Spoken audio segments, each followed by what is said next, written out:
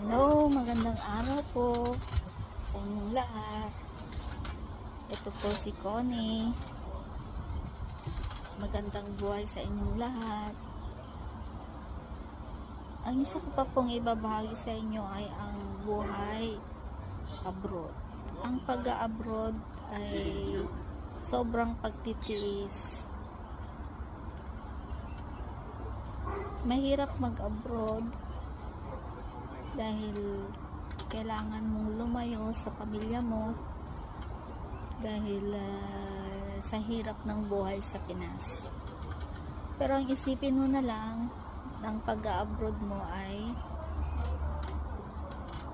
isang dahilan para umangat ang buhay mo at makapag-aral ng mga anak-anak mo.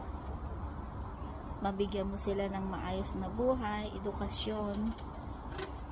Yun ang isipin ng isang nag-a-abroad. So, huwag pang hinayangan sa pag-a-abroad dahil ito po ay para sa pamilya.